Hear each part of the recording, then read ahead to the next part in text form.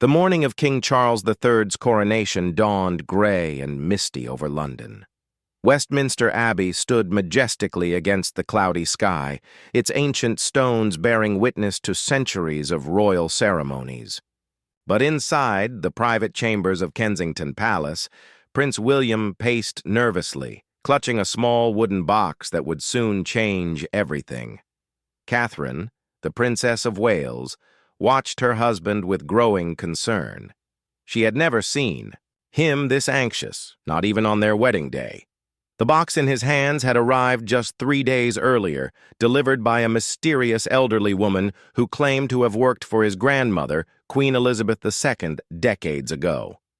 The woman had insisted the box be opened only during the coronation ceremony, at the exact moment his father was crowned king. "William, you're making me nervous," Catherine said softly, adjusting her elegant blue dress. "What could possibly be in there that has you so worried?" William stopped pacing and looked at his wife. His eyes held a mixture of excitement and fear. "I don't know, but something tells me it's going to change our understanding of everything. The woman who brought this said it was my grandmother's final gift to the family, something she had kept secret for over 60 years. The children, Prince George, Princess Charlotte, and Prince Louis, were getting ready in the next room with their nanny.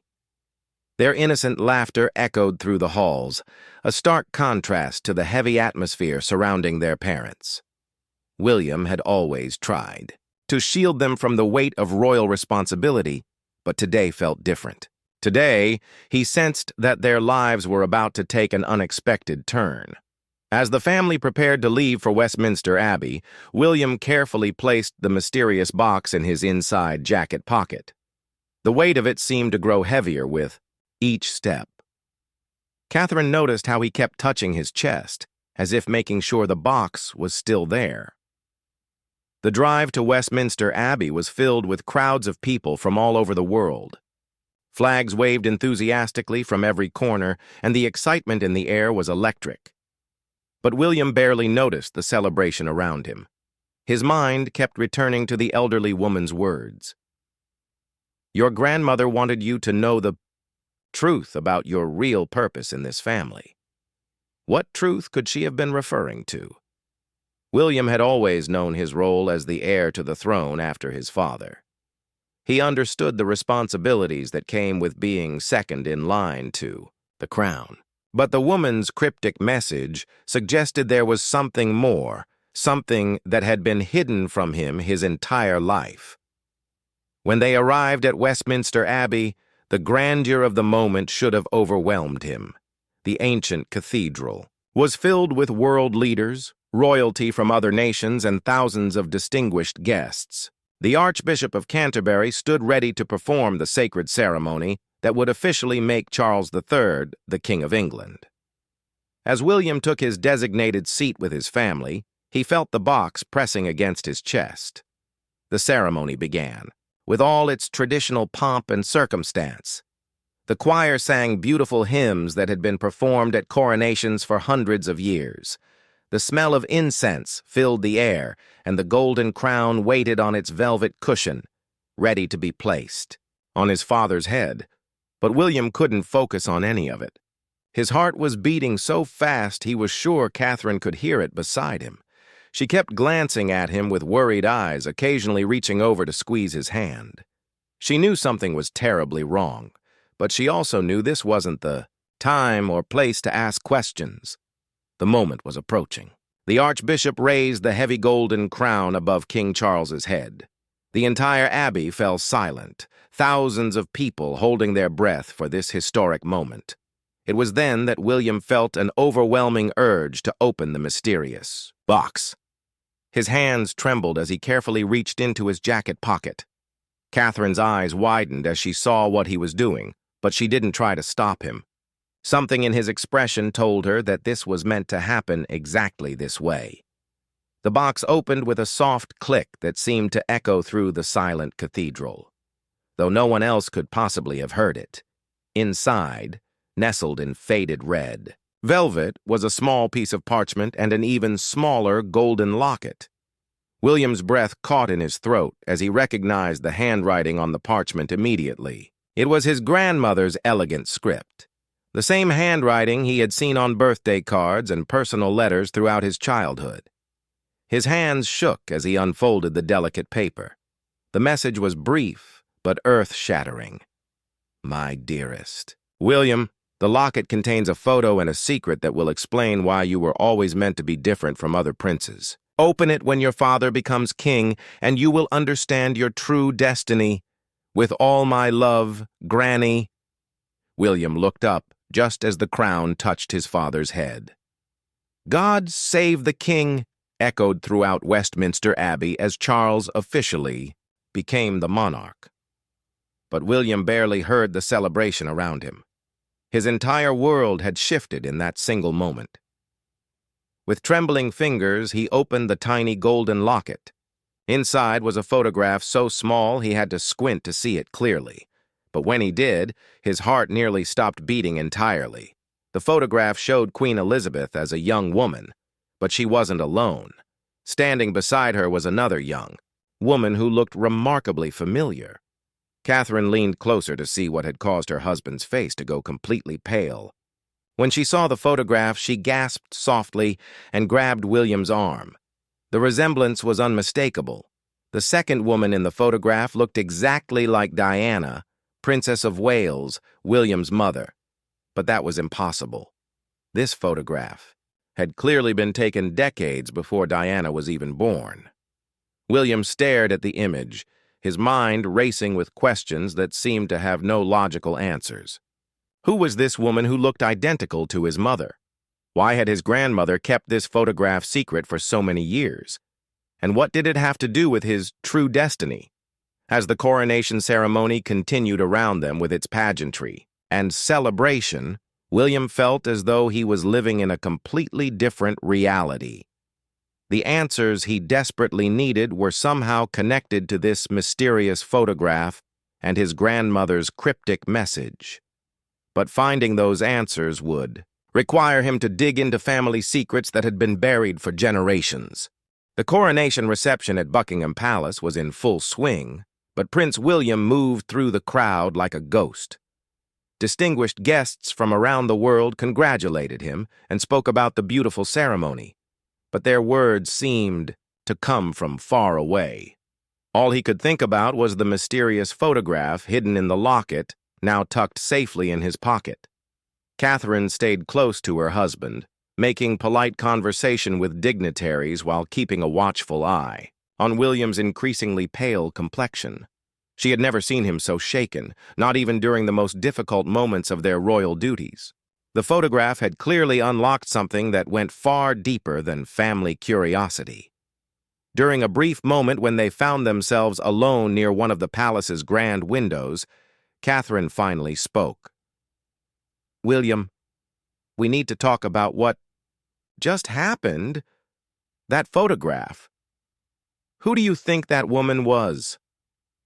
William stared out at the palace gardens where tourists were still gathered hoping to catch a glimpse of the royal family. I don't know, but I have a terrible feeling that everything we thought we knew about our family history is about to change. The resemblance to my mother isn't just striking, Catherine. It's impossible to ignore. Before Catherine could respond, King Charles approached them with a warm smile.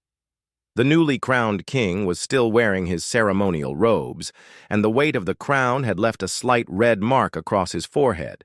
But his eyes sparkled with happiness and relief that the ceremony had gone perfectly.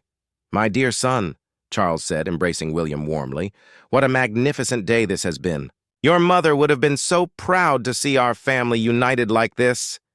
William's jaw tightened at the mention of his mother. The timing felt almost cruel, considering what he had just discovered. Father, I need to ask you something important. Did grandmother ever mention keeping family photographs that were unusual or significant? Charles looked puzzled. She had thousands of photographs, William. Your grandmother was quite sentimental about documenting family history. Why do you ask? William exchanged a glance with Catherine before pulling out the small locket. Because she left me this, with instructions to open it only when you became king. He carefully opened the locket and showed his father the mysterious photograph. The change in Charles's expression was immediate and dramatic. All the color drained from his face, and he actually took a step backward. His hands began to shake as he stared at the tiny image, and for a moment, William thought his father might faint. "Where did you get this?" Charles whispered, his voice barely audible above the party noise around them. "I told you grandmother left it for me. Father, who is this woman? Why does she look exactly like mother?" Charles closed his eyes and took several deep breaths. When he opened them again, his expression had changed from shock to something that looked almost like relief. "William, there are things about our family history that we've never discussed. Things your grandmother made me promise to keep secret until the right time." Catherine moved closer to her husband, instinctively protective. "What kind of things, Charles?" The newly crowned king looked around the crowded reception, then gestured for them to follow him. "Not here. Come with me to the private study." "What?" "I'm about to tell you will explain everything, but it's not a conversation for public ears."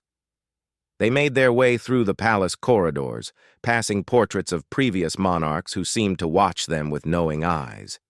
William's mind was racing with possibilities, each one more incredible than the last. Had his grandmother been keeping family secrets that went back generations? Was there something about his mother's background that he had never known? In the private study, Charles closed the door and activated the room's security features to ensure complete privacy. The study was lined with leather-bound books and family photographs spanning centuries. But now, William looked at those familiar faces with new eyes, wondering what other secrets might be hidden in the official family history. Charles sat heavily in one of the leather chairs, suddenly looking much older than his years. "Your grandmother was the keeper of many family secrets, William. Some of them were kept to protect the monarchy, others to protect individuals within the family. The woman in that photograph is one of our most closely guarded secrets." "Who is she?" William asked, sitting across from his father with Catherine beside him. "Her name was Lady Margaret Spencer, and she was your grandfather's sister. She disappeared mysteriously in 1952, just before your grandmother became queen. The official story was that she died in a car accident while traveling in France, but that was never true." Catherine frowned. "But if she was Philip's sister, why would she look so much like Diana?" Charles leaned forward, his voice dropping to barely above a whisper. "Because Lady Margaret didn't die in 1952. She went into hiding because she had fallen in love with someone completely inappropriate for a member of the royal family. She changed her identity, moved to a different part of the country, and started a completely new life." William felt his world spinning. "You're saying that this woman, who looks exactly like my mother, was my grandfather's sister, and that she faked her own death?" "Yes, and there's more. Lady Margaret eventually married and had children. She changed her last name and completely reinvented herself. Your grandmother kept track of her through private investigators, always from a distance, never making contact. It was too dangerous for the monarchy if the truth ever came out." The pieces were slowly falling into place in William's mind, but he almost didn't want to hear the rest. "Father, what was Lady Margaret's new last name?" Charles looked directly at his son, and William could see tears forming in the older man's eyes. "Spencer. She became Lady Margaret Spencer, and many years later she became the grandmother of a young woman named Diana Frances Spencer." The silence in the room was deafening. William stared at his father, trying to process what he had just heard. If this was true, it meant that his mother Diana had been related to the royal family long before she ever met Charles. It meant that their marriage hadn't been the fairy tale romance between a prince and a commoner that the world believed it to be. "Are you telling me that mother was actually related to our family?" William asked, his voice barely audible. "Your mother never knew the truth," Charles said quickly. "Lady Margaret had made your grandmother promise that the secret would die with them."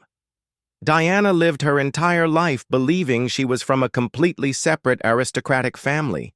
She never knew that her grandmother was actually royal blood. Catherine reached for William's hand, squeezing it tightly. "This changes everything, doesn't it?" William nodded slowly, still trying to absorb the magnitude of what he had learned. If Mother was actually part of the royal family through her grandmother, then George, Charlotte, and Louis have a much stronger claim to the throne than anyone realizes. And it means that our marriage, our entire family, is built on a foundation that we never even knew existed. Charles stood up and walked to the window, looking out at the crowds that were still celebrating his coronation. "Your grandmother wanted you to know this truth now because she believed you were mature enough to handle it responsibly. She also believed that this knowledge would help you understand why you've always felt different from other members of the royal family." "What do you mean?" William asked. Lady Margaret was known for her strong sense of justice and her desire to modernize the monarchy. She believed that the royal family should be more connected to the people they serve. Those same qualities have always been evident in you, William. Your grandmother believed they came from Lady Margaret's bloodline. As the full implications of this revelation began to sink in, William realized that his entire understanding of his place in the royal family had just been turned upside down. The mysterious box hadn't just contained a family secret. It had revealed a truth that could potentially reshape the future of the monarchy itself. The days following the coronation passed in a blur for Prince William. While the world celebrated the successful ceremony and King Charles settled into his new role, William found himself consumed by questions that seemed to multiply with each passing hour. The revelation about Lady Margaret Spencer had shattered his understanding of his own identity, but it had also opened a door to discoveries that went far beyond a single family secret. Unable to sleep, William spent his nights in the private library at Kensington Palace, poring over historical documents and family records that he had never paid attention to before. Catherine often found him there in the early morning hours, surrounded by dusty books and old photographs, his eyes red from exhaustion and strain.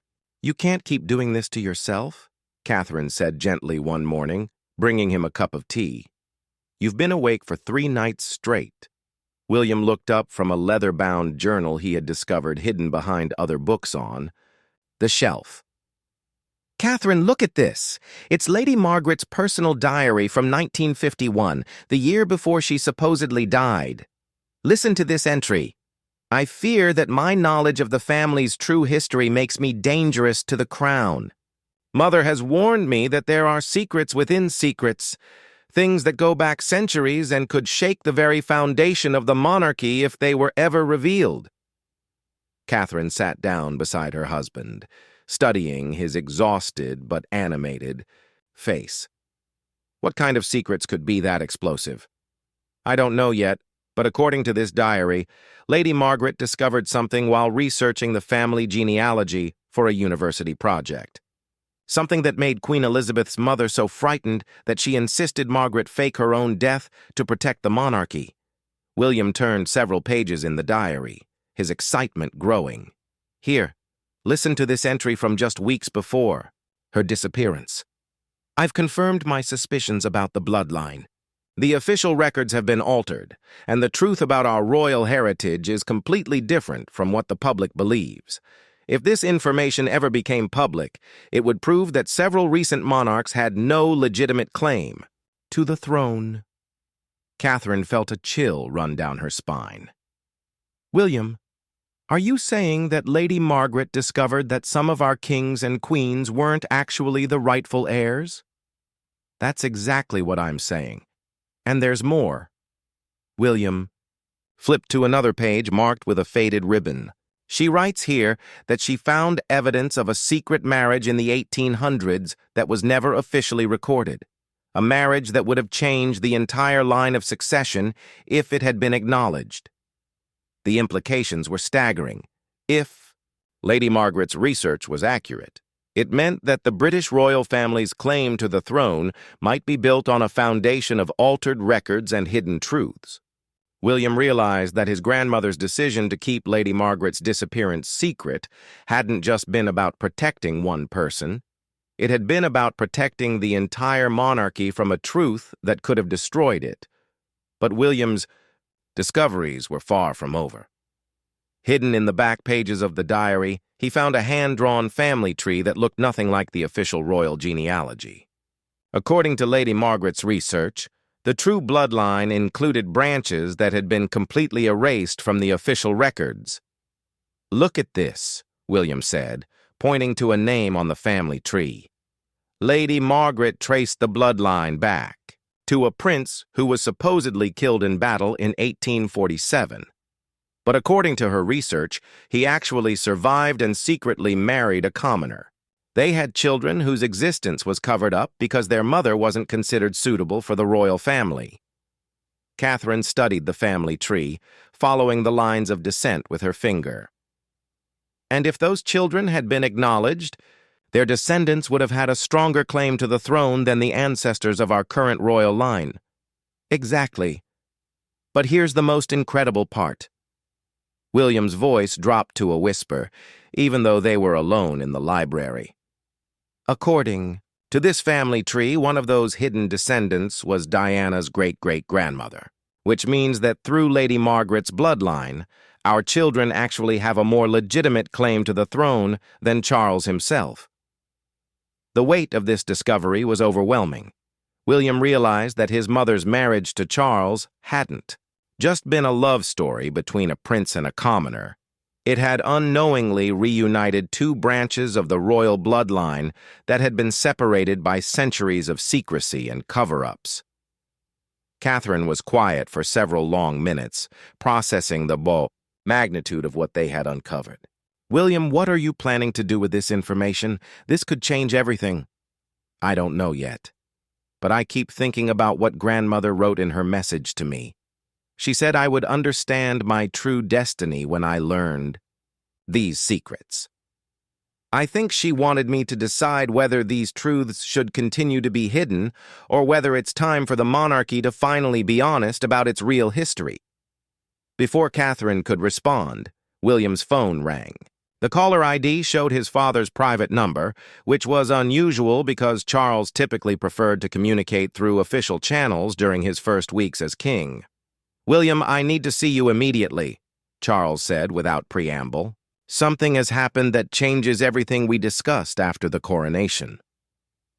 "What kind of something?" William asked, though he had a sinking feeling that he already knew. "The woman who delivered the box to you, the one who claimed to I have worked for your grandmother. She's been found dead in her apartment. The police are calling it natural causes, but there are some very disturbing circumstances surrounding her death." William felt the blood drain from his face. "What kind of circumstances?" "Her apartment had been completely searched, William. Professional. Searched. Someone was looking for something specific, and they were willing to kill for it. I think there are people who know about the secrets your grandmother kept, and they're taking steps to make sure those secrets stay buried."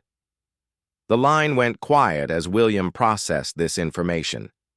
The elderly woman who had seemed so harmless, so genuinely concerned about fulfilling Queen Elizabeth's final wishes, had been murdered, and it was almost certainly connected to the box she had delivered and the secrets it contained. "Father, I think there's something else you need to know. I've been researching Lady Margaret's story, and what we discussed after the coronation is just the beginning. The secrets she discovered go much deeper than we realized." "How much deeper?" Charles asked, though his tone suggested he was afraid to hear the answer. "Deep enough to potentially invalidate the claims of several recent monarchs. Deep enough to prove that the true royal bloodline includes people who have been deliberately erased from the official records. And deep enough to show that Diana's children have a stronger legitimate claim to the throne than either of us." The silence on the other end of the phone stretched for so long that William wondered if the call had been disconnected. Finally, Charles spoke, his voice barely audible. "William, you need to stop researching this immediately, and you need to secure any documents you found. If someone killed to keep these secrets buried, then your life, Catherine's life, and your children's lives could all be in danger. As William ended the call, he looked around the library at the scattered books and papers that contained earth-shattering revelations about his family's true history. He realized that he was now the keeper of secrets that people were willing to kill for, and that every decision he made from this point forward could determine not just his own fate, but the future of the British monarchy itself. The heightened security around Kensington Palace was subtle but unmistakable. William noticed additional guards positioned at locations they had never monitored before, and Catherine observed that their children's protection officers had been quietly increased. The official explanation was routine security upgrades following the coronation, but William knew the truth was far more sinister. 3 days after learning of the mysterious woman's death, William made a decision that would change the course of his investigation forever. Despite his father's warnings about the danger, he couldn't ignore the possibility that there were other people who possessed pieces of the puzzle he was trying to solve. If Lady Margaret had shared her discoveries with anyone before her supposed death, those people might still be alive. Working with his most trusted security advisor, William began a carefully orchestrated search for anyone who might have known Lady Margaret during her years in hiding. The search had to be conducted with absolute secrecy, using resources that couldn't be traced back to the royal family. What they discovered was both shocking and heartbreaking. Lady Margaret had indeed shared her secrets, but not in the way William had expected. During her decades of hiding, she had become a respected genealogy researcher, helping ordinary families trace their ancestral histories. But she had used this legitimate work as a cover for her real mission, documenting the true royal bloodline and gathering evidence of the historical cover-ups. Through encrypted communications with genealogy societies and historical research groups, William's team discovered that Lady Margaret had created a network of researchers who were unknowingly helping her piece together the complete picture of royal succession fraud. Each researcher had been given small pieces of the puzzle, never seeing the full scope of what they were uncovering. But most remarkably, they discovered that Lady Margaret had left detailed instructions for what should happen to her research, if she ever died under suspicious circumstances. Those instructions had been sealed in a safety deposit box in London, with specific directions that the contents should only be released to Prince William if certain conditions were met. The race to reach that safety deposit box before anyone else became a matter of life and death. William knew that whoever had killed the elderly messenger was almost certainly searching for the same information. If they reached Lady Margaret's research first, the truth about the royal bloodline might be buried forever. Working through intermediaries to avoid detection, William's team managed to secure the contents of the safety deposit box just hours before unidentified individuals attempted to gain access to it. What they found inside exceeded even William's most dramatic expectations. Lady Margaret had spent over 60 years methodically documenting every aspect of the royal succession conspiracy. She had photographed original documents that had since been altered or destroyed. She had recorded interviews with elderly palace staff who remembered the truth about historical events. She had even obtained DNA samples that could prove the biological relationships she claimed existed. But the most explosive discovery was a series of recorded confessions from previous monarchs, including William's own great-grandfather, King George VI. These recordings, made in private and intended never to be heard by anyone outside the immediate family, detailed the full extent of the deception that had been maintained for over 2 centuries. In one particularly devastating recording, King George VI explained how the royal family had systematically eliminated evidence of legitimate heirs who threatened their claim to the throne. He described secret marriages that had been annulled retroactively, children who had been declared illegitimate through forged documents, and entire family branches that had been erased from the historical record. The weight of this deception grows heavier with each generation, George VI had said in the recording. I fear that one day, the truth will emerge and the monarchy will crumble under the weight of its own lies. But I cannot be the king who destroys an institution that has survived for 1,000 years, even if that institution is built on a foundation of fraud. As William listened to these recordings in the secure room beneath Kensington Palace, he felt the full burden of his ancestors' choices settling on his shoulders. He was now in possession of evidence that could destroy the British monarchy, but he was also the potential beneficiary of that same evidence, since it proved his children's superior claim to the throne. Catherine found him there hours later, staring at piles of documents and photographs that told a story of deception spanning centuries. Her husband looked as though he had aged years in a single day. "How bad is it?" she asked quietly, though she could see from his expression that the answer would be devastating. "It's worse than I imagined possible," William replied. "The monarchy isn't just built on lies, Catherine. It's built on murder, fraud, and the systematic destruction of legitimate royal lines. And the most terrible part is that every monarch for the past 200 years has known the truth and chosen to perpetuate the deception." William showed her a photograph that had shaken him to his core, a formal portrait of the royal family from 1953, shortly after Queen Elizabeth's coronation. But this wasn't the official portrait that had been released to the public.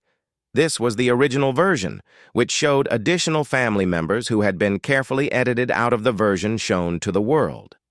"These people," William said, pointing to the figures who had been erased from the official photograph, were the legitimate heirs to the throne. They were removed from the picture literally and figuratively, and their descendants have been living as commoners for decades, never knowing their true heritage. Catherine studied the photograph, recognizing some faces from the official version, and others that had been completely erased. "Are any of these people still alive?" "Some of their descendants are. Lady Margaret kept track of them throughout her life, documenting their lives and preserving evidence of their royal heritage. She believed that someday the truth would need to be revealed, and these families would need to be acknowledged." The implications were staggering. There were potentially dozens of people living ordinary lives throughout Britain and the Commonwealth, who were actually the rightful heirs to the throne. Some of them were teachers, shopkeepers, and office workers who had no idea that their great-grandparents had been erased from royal history. But William's discoveries weren't finished. Hidden in the deepest layers of Lady Margaret's research was evidence of something even more shocking. The current royal family wasn't just perpetuating historical fraud, they were actively continuing it in the present day. Documents showed that potential claimants to the throne had been quietly monitored by intelligence services for decades. Some had died in suspicious accidents, others had been discredited through carefully orchestrated scandals, and still others had been bought off through anonymous financial arrangements that ensured their silence. "My God," Catherine whispered as she read through these documents. "They're still killing people to protect the secret." William nodded grimly. "And now, we know why the woman who delivered grandmother's box was murdered. She wasn't just a former palace employee. She was one of Lady Margaret's research assistants. She had been helping to document the ongoing cover-up, and someone discovered her identity." As the full scope of the conspiracy became clear, William realized that he was facing the most momentous decision in the 1,000-year history of the British monarchy. He could choose to bury the truth as his ancestors had done, preserving the institution at the cost of justice and honesty, or he could reveal everything, potentially destroying the monarchy, but finally giving the legitimate heirs their rightful place in history. But there was a third option that Lady Margaret had suggested in her final notes, one that was both revolutionary and dangerous. William could use the evidence to reform the monarchy from within, gradually revealing the truth while protecting both the institution and the people who had been wronged by centuries of deception. The choice he made would determine not just his own legacy, but the future of constitutional monarchy itself. The decision William made would haunt him for the rest of his life. but it was a decision that only he could make. After weeks of sleepless nights and careful consideration of every possible outcome, he chose a path that no royal in history had ever dared to take. He would reveal the truth, but he would do it in a way that honored both justice and mercy. Working in absolute secrecy with Catherine and a tiny circle of trusted advisors, William began planning what he privately called the Great Reconciliation. It would be the most ambitious and dangerous undertaking in modern royal history, requiring him to simultaneously expose centuries of deception while protecting the innocent people who had been harmed by that deception.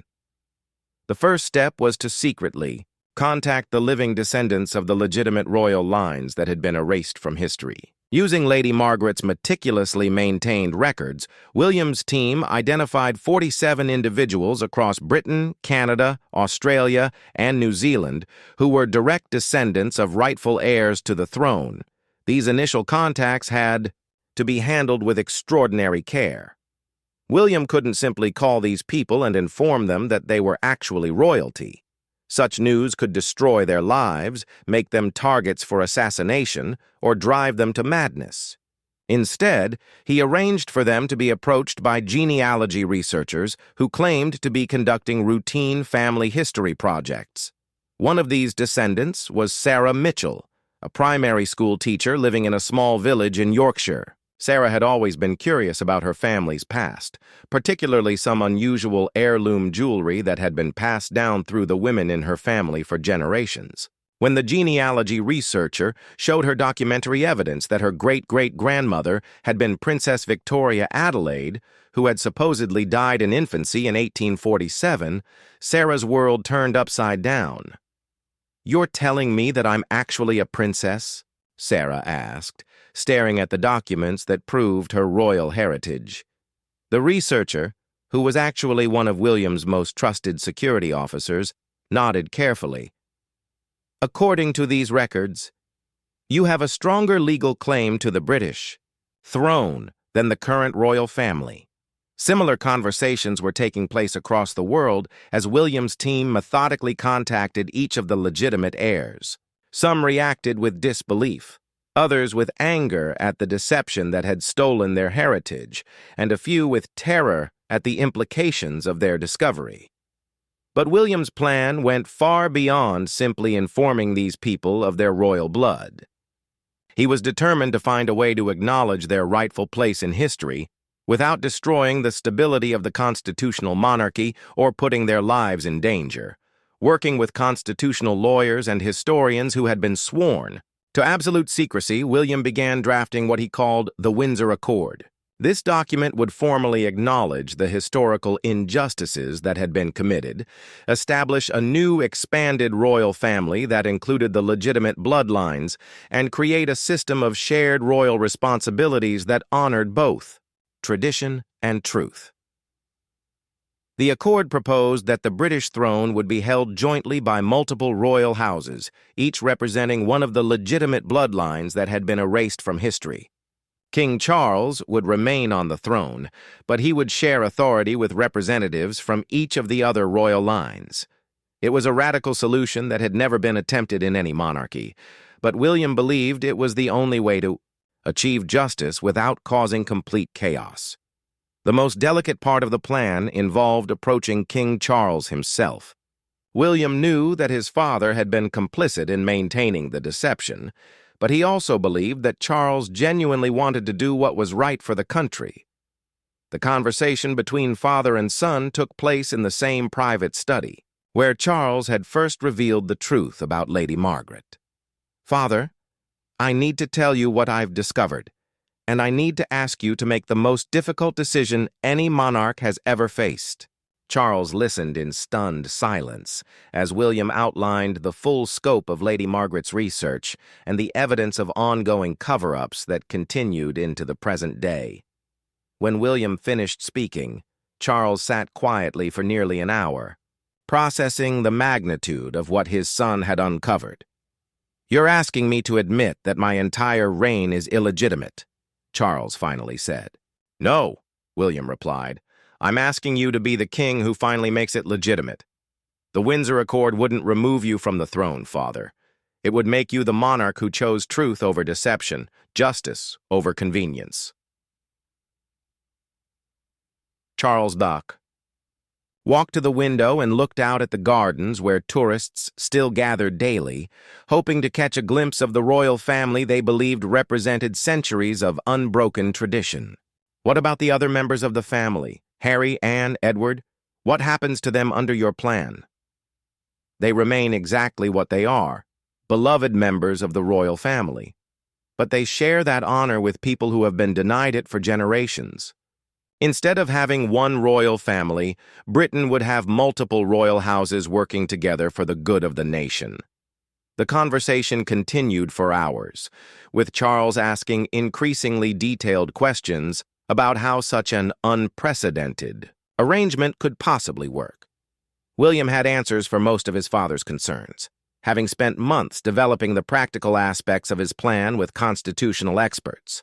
But the most compelling argument William made wasn't about politics or constitutional law. It was about his children and the legacy they would inherit. Father, George, Charlotte, and Louis are going to grow up in a world where truth is increasingly valued over tradition. If we continue to hide these secrets, eventually someone else will expose them. When that happens, our family won't just lose the throne. We'll be remembered as the royals who chose deception over justice until the very end. William showed his father photographs of some of the legitimate heirs his team had contacted. "Look at these people, Father. Look at Sarah Mitchell, who teaches children in Yorkshire and has no idea she's descended from royalty. Look at James Crawford, who works as a paramedic in Sydney and carries the blood of kings. These aren't people who want to destroy the monarchy. They're ordinary citizens who deserve to know their own history." Charles studied the photographs, seeing in these faces the same features that had defined the royal family for generations. The resemblance was undeniable, and the DNA evidence William had gathered was irrefutable. "There's something else," William continued. "Lady Margaret's research shows that several of these bloodlines have been living as commoners for so long, that they've developed exactly the qualities the monarchy needs to survive in the modern world. They understand ordinary people's lives because they've lived ordinary lives. They could help bridge the gap between the royal family and the people we serve." The emotional weight of William's argument was overwhelming. Charles realized that his son wasn't proposing the destruction of the monarchy. He was proposing its evolution into something stronger and more legitimate than it had ever been. But implementing such a radical plan would require overcoming enormous obstacles. The British government would need to approve constitutional changes that had no precedent in parliamentary history. The Church of England would need to sanction a completely new understanding of divine right and royal authority. Most challenging of all, the other members of the royal family would need to accept that their exclusive claim to royal status was ending forever. "How do we even begin such a process?" Charles asked. William had been preparing for this question for weeks. "We start with a private gathering. We invite the legitimate heirs to a secret meeting where we explain the situation and ask for their cooperation. We give them time to process the information and decide whether they want to be part of the solution or prefer to maintain their privacy. And if they refuse to cooperate, then we respect their decision and find other ways to acknowledge their heritage. But Father, from the conversations my team has already had with them, most of these people aren't interested in wealth or power. They want justice and recognition. They want their ancestors to finally be remembered for who they really were." Charles was quiet for a long time, weighing the risks and benefits of his son's unprecedented proposal. Finally, he spoke with a voice that carried both fear and determination. "If we do this, William, there's no going back. Once we acknowledge these people as legitimate royals, we change the nature of the monarchy forever." "Yes," William agreed. "But we change it into something honest, something that can survive in a world where truth matters more than tradition." The decision to move forward with the Great Reconciliation was made that night. But both men knew they were embarking on a journey that would test every aspect of their character and commitment. They were choosing to become the royals who finally told the truth, regardless of the consequences. Within days, invitations went out to the 47 legitimate heirs, asking them to attend a private gathering at a secluded estate in Scotland. The invitations were deliberately vague, mentioning only that they had been selected to participate in a confidential discussion about British history and genealogy. As the date of the gathering approached, William felt the weight of centuries of royal deception pressing down on him. He was about to attempt something that could either save the monarchy or destroy it completely, but he was also about to give dozens of people the recognition and dignity that had been stolen from their families for generations. The night before the gathering, Catherine found her husband standing in their children's nursery, watching George, Charlotte, and Louis sleep peacefully in their beds. "Are you having second thoughts?" she asked softly.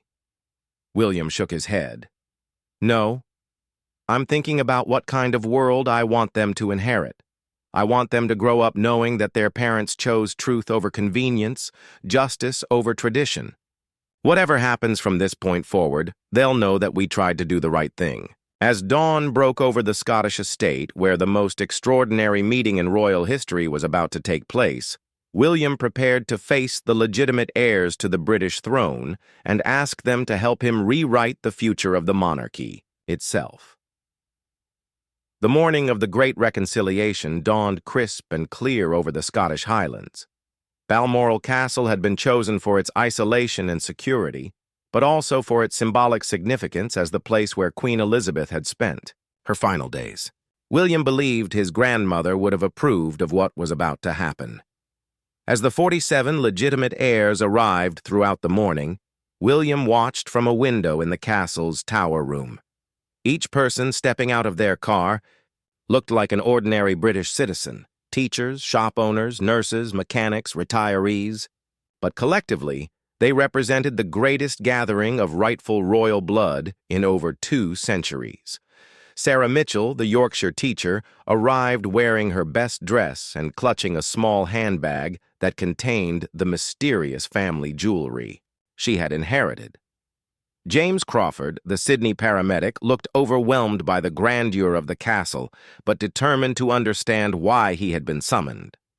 Margaret Thompson, a retired librarian from Edinburgh, walked with the dignity of someone who had always sensed there was something special about her family's history.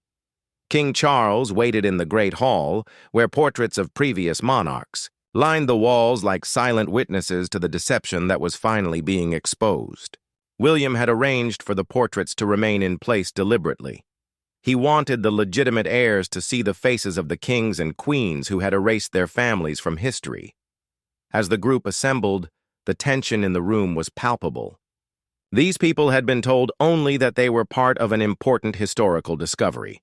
They had no idea that they were about to learn they were royalty or that their presence could fundamentally change the British monarchy. William entered the great hall with Catherine beside him, and the room fell silent. Even those who hadn't recognized him immediately understood from his bearing and the deference of the staff that this was someone of extraordinary importance. "Ladies and gentlemen," William began, his voice carrying clearly through the ancient hall, "thank you for accepting our invitation to be here today. What I'm about to tell you will change your understanding of your own families, and it may change your lives forever." He gestured to the portraits surrounding them. For over 200 years, the British royal family has maintained one of the most elaborate deceptions in human history. Official records have been altered, family lines have been erased, and the true heirs to the throne have been deliberately hidden from the world. A murmur of confusion rippled through the group. Some people looked skeptical, others frightened, and a few seemed to be putting pieces together from family stories they had always dismissed as fantasy. "Each of you," William continued, "is a direct descendant of someone who should have inherited the British throne. Your ancestors were legitimate royals whose existence was covered up to protect the claims of people like my own family." Sarah, Mitchell raised her hand tentatively. Your Royal Highness? Are you saying that we're all related to the royal family? I'm saying that you are the royal family, William replied. According to the historical evidence, several of you have stronger legal claims to the throne than my father or myself. The silence that followed was deafening. William watched as 47 people simultaneously processed the most shocking news of their lives. Some faces showed disbelief, others showed anger, and many showed a mixture of both. James Crawford was the first to speak. If what you're saying is true, then why are you telling us now? Why not continue the cover-up like your predecessors did? It was exactly the question William had been hoping someone would ask. Because the cover-up requires ongoing injustice. People have been killed to maintain these secrets, including as recently as last month. Because my children deserve to inherit an honest monarchy, not one built on lies. And because all of you deserve to know the truth about your heritage. William spent the next 3 hours presenting Lady Margaret's research, showing DNA evidence, and playing the recorded confessions of previous monarchs. By the end of his presentation, several people were in tears, others were angry, and a few were asking practical questions about what this revelation meant for their daily lives. Margaret Thompson, the retired librarian, stood up slowly. Your Royal Highness, my grandmother always insisted our family had royal blood, but no one believed her. She died thinking she was delusional. How many other people died without ever knowing the truth? Too many, William replied honestly. That's why we're here today. We can't undo the injustices of the past, but we can stop perpetuating them in the future. The discussion that followed was unlike anything in royal history. For the first time, the rightful heirs to the British throne were in the same room with the current monarch, openly discussing how to address centuries of deception and fraud. Some of the legitimate heirs wanted nothing to do with royal life and asked only for historical acknowledgement of their ancestors. Others were interested in playing active roles in a reformed monarchy. A few demanded financial compensation for their family's stolen inheritance. But gradually a consensus began to emerge. Led by Sarah Mitchell and James Crawford, the group agreed to support William's proposal for the Windsor Accord. They would work together to create a new model of constitutional monarchy that honored both tradition and truth. We don't want to destroy the institution, Sarah explained, but we do want to transform it into something worthy of the people it serves.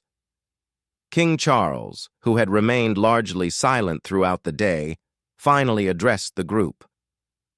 What Prince William is proposing has never been attempted in any monarchy in human history. It would require changes to laws, traditions, and constitutional arrangements that have existed for centuries, but I believe it's the right thing to do. The king paused, looking around the room at faces that carried the features of his own ancestors. I propose that we spend the next year working together to develop a detailed plan for implementing the Windsor Accord. We'll work with constitutional experts, historians, and legal scholars to create a framework that acknowledges your rightful place in royal history while maintaining the stability of the monarchy. Over the following months, the most extraordinary collaboration in royal history took place. Working groups met regularly to address every aspect of the transition. Legal experts developed new constitutional frameworks. Historians documented the true royal genealogy. Security specialists created protection protocols for the expanded royal family. The public announcement came exactly 1 year after the coronation surprise that had started it all. In a televised address that was watched by over 2 billion people, worldwide, King Charles and Prince William stood together in the same throne room where monarchs had been crowned for 1,000 years. Today, Charles began, we make an announcement that will fundamentally change the British monarchy. After careful research and consideration, we have discovered that the royal family includes many more people than previously acknowledged. William continued the announcement. We are proud to welcome into the royal family 47 individuals whose ancestors were legitimate heirs to the throne, but were excluded from the succession through historical injustices. The reaction was immediate and overwhelming. Some people celebrated the honesty and justice of the decision. Others criticized the disruption of tradition. Constitutional experts debated the legal implications.